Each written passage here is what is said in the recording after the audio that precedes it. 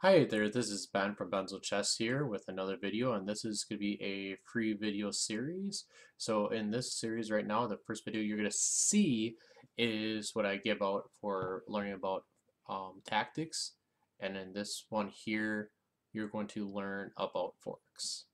And I uploaded this earlier, but not publicly, so now you get to see the whole introduction of what is a fork. Hopefully you enjoy. How to do forks. Pretty much this is basics for forks. It's actually a chess piece attacking two pieces at once. So, for example, we're going to do a fork with a rook first. In this position, we got this rook, which will come up to here. It'll fork both the king and the bishop, all in one move. So once it moves, the rook, it's forking both pieces. And then the king will walk over there and you take the bishop. In this next problem here, if you can remember the last problem, we used the rook to fork the king and the bishop. Well, the bishop's way over here now, and there's a queen here protecting this line, so we can't really just throw our rooks here yet because the queen will just take. So we have to kind of think this through. Take two and think it through. But we do have a queen ourselves, so you take the queen, bishop takes back, and now, like problem one, you have a fork. King moves, you take the bishop. Okay. If you want, you can pause the video and try to solve this one. It's white to move. Okay, I'm going to answer in 3, 2, 1. Next piece we're going to go over is the knight.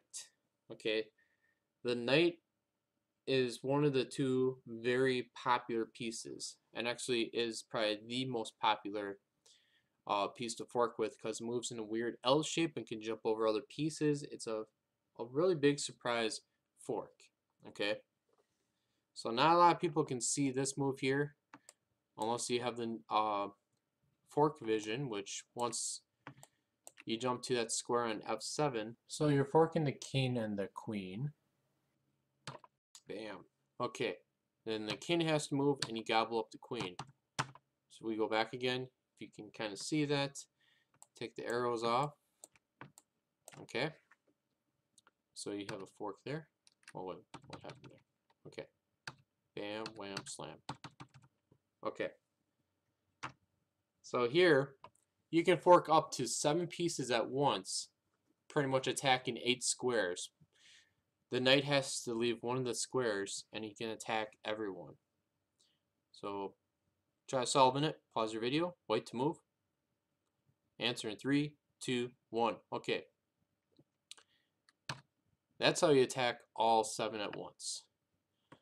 And you're actually hitting them all, coming from this square to attack 1, 2, 3, 4, 5, 6, and 7. So that's how big a fork can be at any given moment. Here's the next problem. Should be pretty simple. Swipe to move. Pause your video. Answer in 3, 2, 1. Okay. The answer is knight takes F7, which is forking the king and the queen. Voila. King moves again, and you take the queen. Same thing like the last problem 2 problems ago. Okay? Now let's try something a little more difficult here. So white to move in a fork.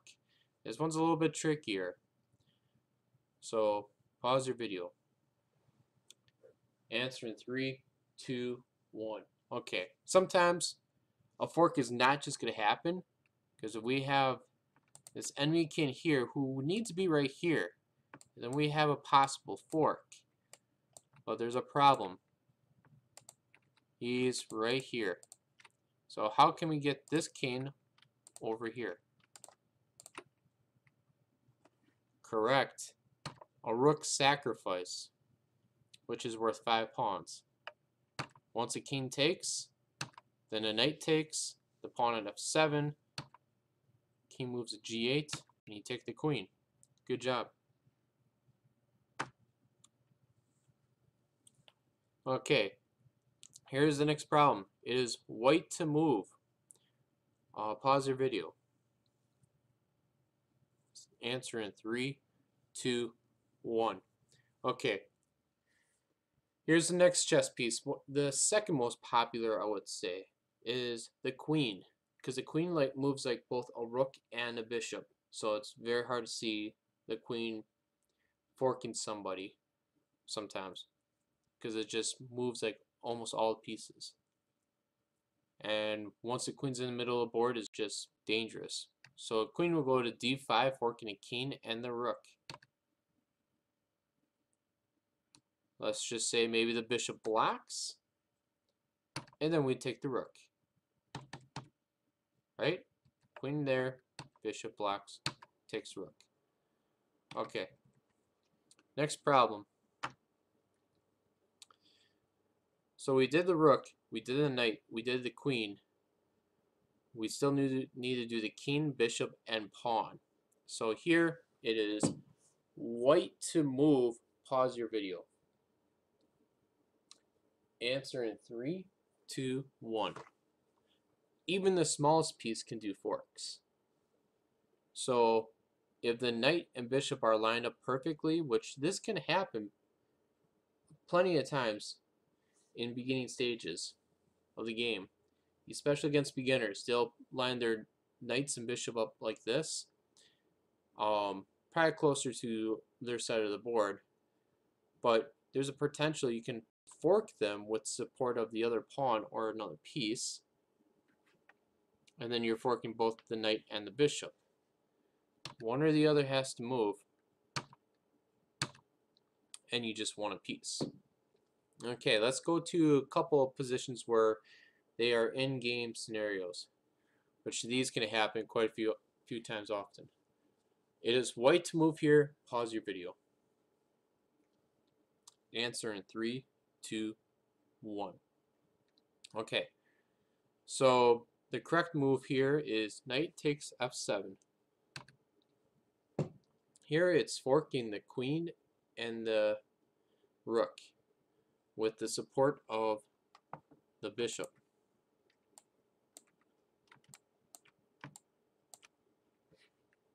After the queen moves, knight jumps and takes the rook. As you can see, both pieces are hitting here. Okay? Next problem. Here's another scenario. It is white to move. Pause your video. Answer in 3, 2, 1. Here's another setup from the Queen's Pawn Gambit game, where this knight actually came from here and here. So just jump to here and here. Okay. Let's erase all the arrows and the knight. Okay. This knight's attacking here, the bishop's attacking here. Let's create a fork, right? Knight jumps in there, forking the king and the rook. King has to move, take the rook. Easy as that. Let's print it back. Protected by the bishop, that's why the queen can't take the rook. Okay, next problem. And yes, we got two more pieces, the bishops and the king. So just showing you that they all can fork. So here it's white to move. Pause your video. Answer in 3, 2, 1. Okay, this should be pretty simple. Bishop takes c6, check, and next you're going to get the rook on the next move. Let's skip this one. Okay, here's an example where it can actually happen in a game, where white should just win a free pawn, but instead wins a piece. So it's white to move. Pause your video. Answer in 3, 2, 1. Okay, to get the fork, first you need to do a knight sacrifice, because the knight and the bishop both attack c6. So knight takes pawn on c6. Looks like a clear sacrifice. But after the pawn takes back, the bishop takes, so you gave up a knight for 2 pawns, but now you're forking the king and rook. Let's say bishop protects, and you get the rook for free. See how that works out? Bam, wham, slam, ka-pam. Okay. Now let's go to the previous position. Okay, this is the last one, and these usually happen in the end game, so it's white to move, find the fork. Answer in 3, 2, 1. Okay, so here, yes, even the king could do a fork by just going to e3.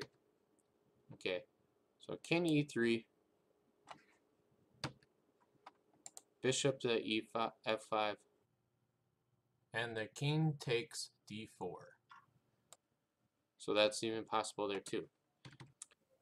If you enjoy this video, please stay tuned as there will be more free videos on tactics, and also I'm going to be uploading short videos on every Tuesday called Tactic Tuesdays for some fun puzzles to solve, see if you can solve them. Parts of them are from my actual online course. So stay tuned, enjoy those, make sure to subscribe and like this video. Thank you and see you again.